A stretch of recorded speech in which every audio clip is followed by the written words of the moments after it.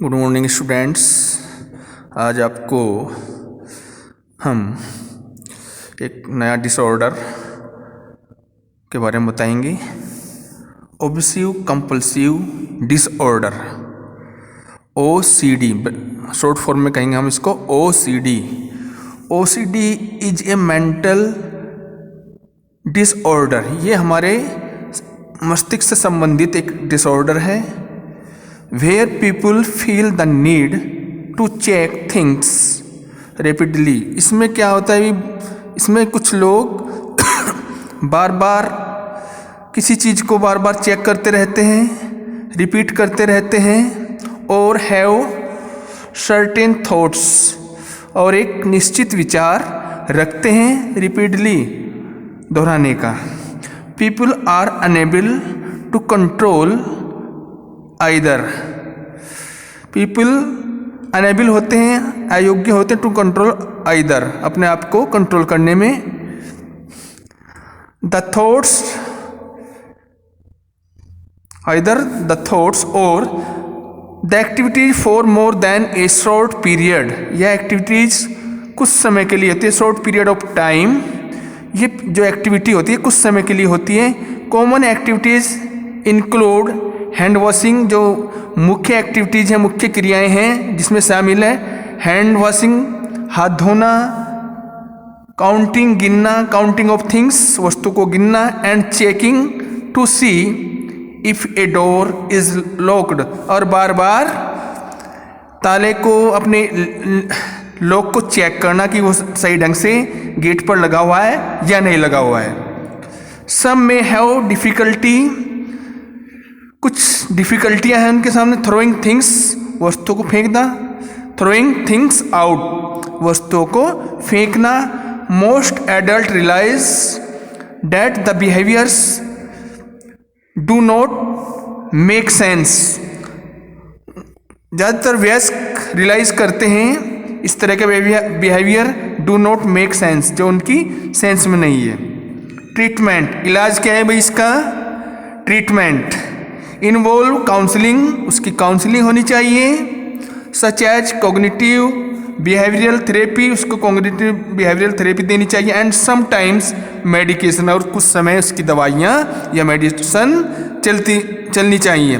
CBT for OCD involve increasing exposure. CBT for OCD involve increasing exposure to what causes, इसके कारण क्या हैं इस तरह के। The problems while not allowing to repetitive behaviour to occur, बार बार ये कैसे अपने व्यवहार को रिपीट करते रहते हैं। Disability etiquette, disability etiquette, disability etiquette क्या होता है, क्या व्यवहार होना चाहिए डिसेबल पर्सन के साथ में। Disability etiquette is a set of guidelines, एक गाइडलाइंस होती है डिसेबिलिटी एटिकेट के अंदर। Dealing specifically with how to approach people, ऐसे लोगों के पास कैसे अप्रोच करना चाहिए ऐसे लोगों को विद डिसेबिलिटीज, जो डिसेबिलिटीज हों। The rules of etiquette for dealing with people of disabilities, किस तरह के हमें रूल फॉलो करने चाहिए, किस तरह का व्यवहार उनके साथ करना चाहिए जो डिसेबल पर्सन है। Are the same as the rules for good etiquette in society, उनके साथ सोसाइटी में किस तरह का व्यवहार करना चाहिए।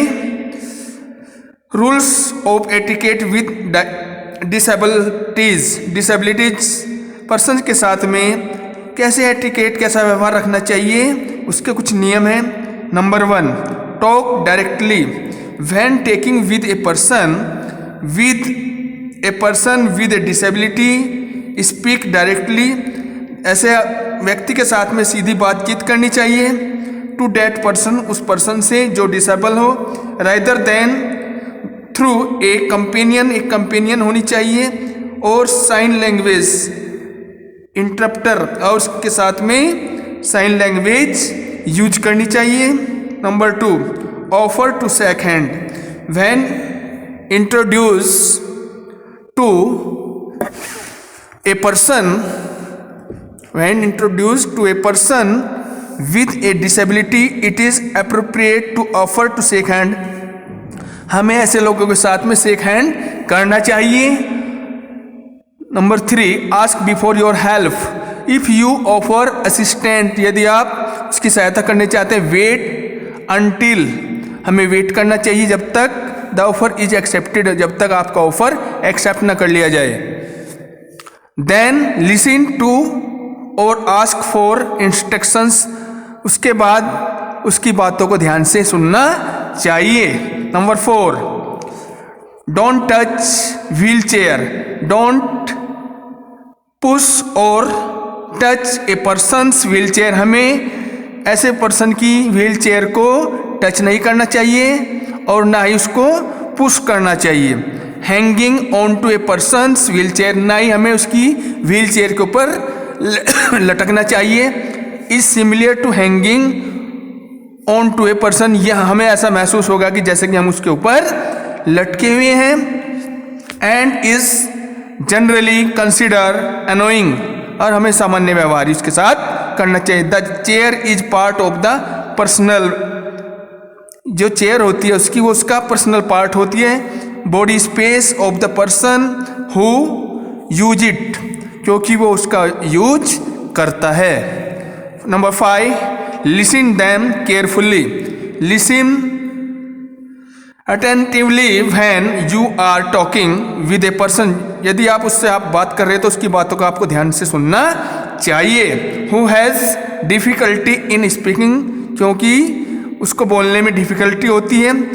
बी पेशेंट एंड वेट, हमें धैर्यपूर्वक इंतजार करना चाहिए. For the person to finish rather, जब तक कि उसकी बातें समाप्त ना हो जाए. देन करेक्टिंग और स्पीकिंग फॉर द पर्सन, तब हमें ध्यानपूर्वक से सही ढंग से उसकी बातों को बताना चाहिए, समझना चाहिए. 6, offer for help. People who are blind know how to orient themselves and get around on the street. यदि आपको कोई अंधा आदमी मिल जाए तो आपको उसकी मदद करनी चाहिए.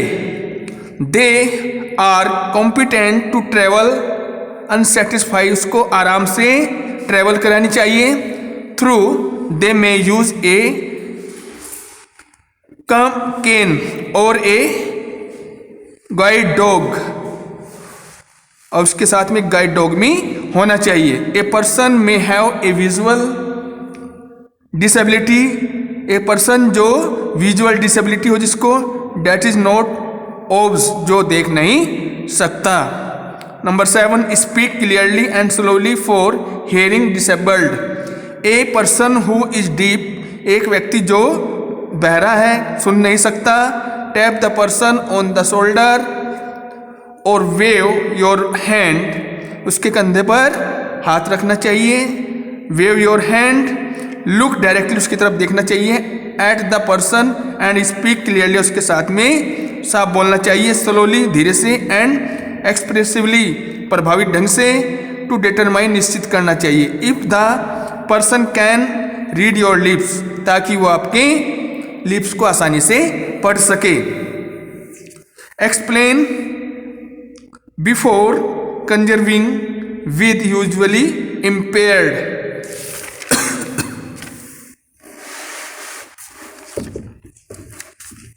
Compared when meeting a person who is visually, जब आप ऐसे लोगों से मिलते हैं जो विजुअली इम्पेयर्ड हैं, देख नहीं सकते. ऑलवेज आइडेंटिफाई योर सेल्फ, अपने आप को आइडेंटिफाई करो उसके सामने. एक्सप्लेन योर सेल्फ, उसके बारे में बातें, उसके बारे में समझ लो. And others who may be with you, कि हम आपके साथ हैं. Advantage of physical activities for children with special needs. The benefits of physical activity is more for all children. Physical activity का क्या लाभ है? फॉर ऑल चिल्ड्रन, सभी बच्चों के लिए. इंक्लूडिंग दोज विद डिसेबल, ऐसे लोग भी इसमें शामिल किए जा सकते हैं जो डिसेबल हों. All children can benefit from the exercise, सभी बच्चों को बेनिफिट्स बताने चाहिए कि एक्सरसाइज के क्या बेनिफिट है, एनर्जी रिलीज, एनर्जी को कैसे रिलीज करना है, and enjoyment of playing sports, और खेलते हुए कैसे हमें एंजॉय करना है। This includes children with special needs, this includes children with special needs.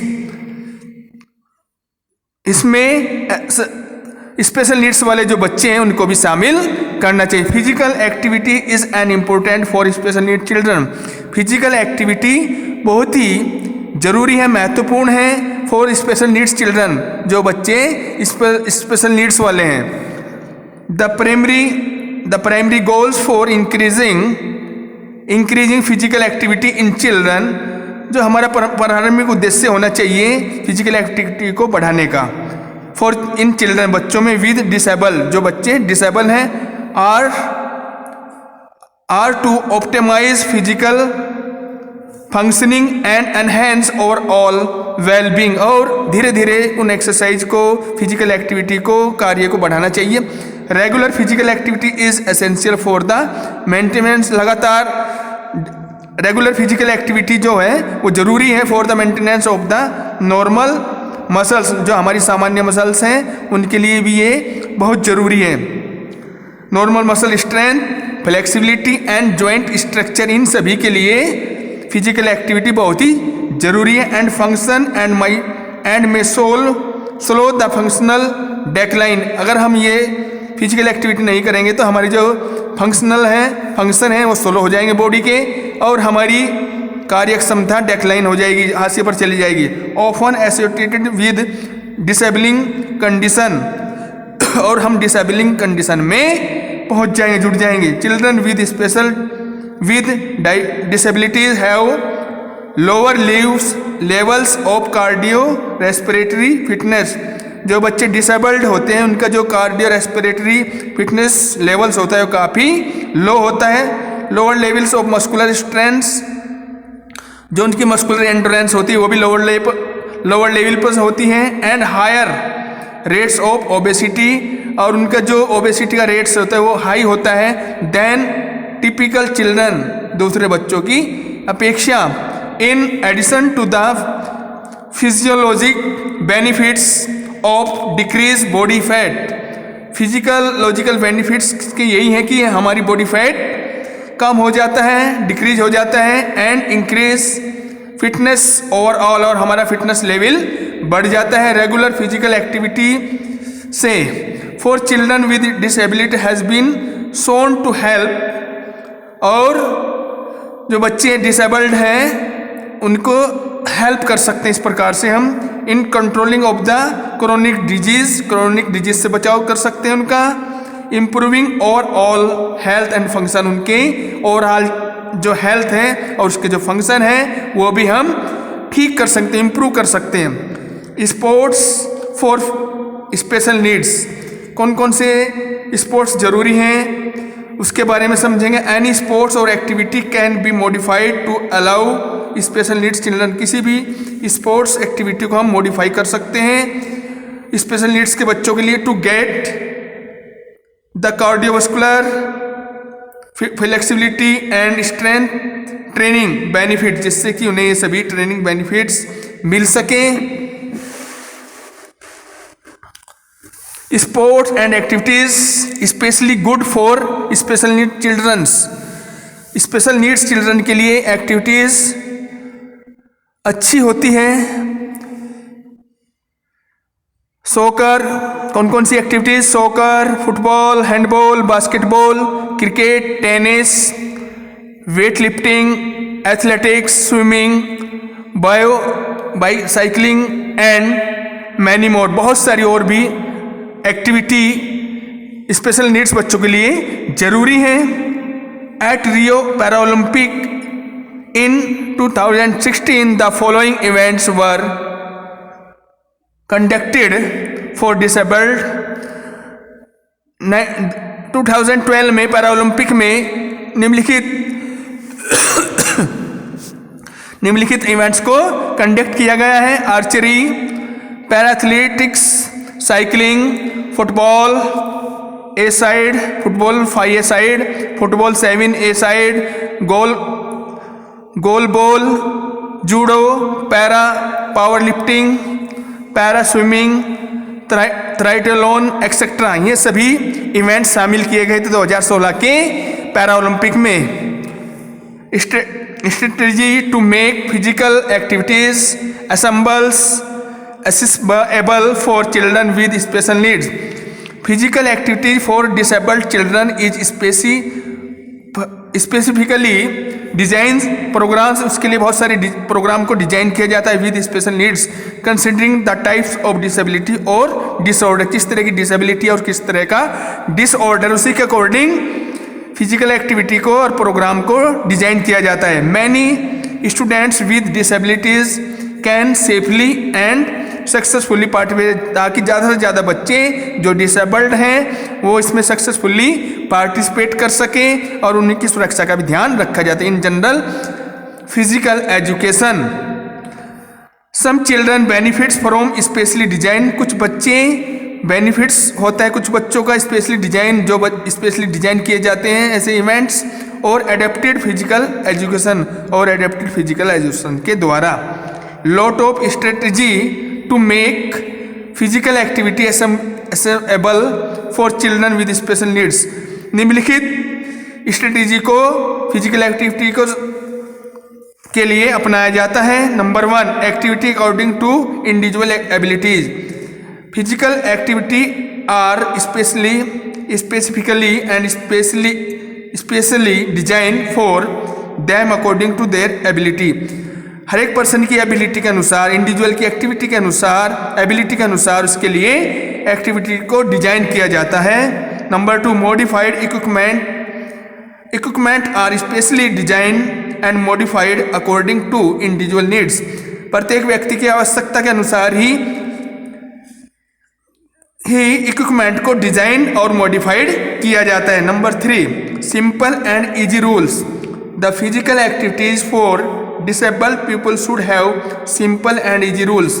Physical activity जो होती है वो डिसेबल्ड पर्सन के लिए उसके जो रूल्स होते हैं वो काफ़ी सिंपल होते हैं और आसान होते हैं।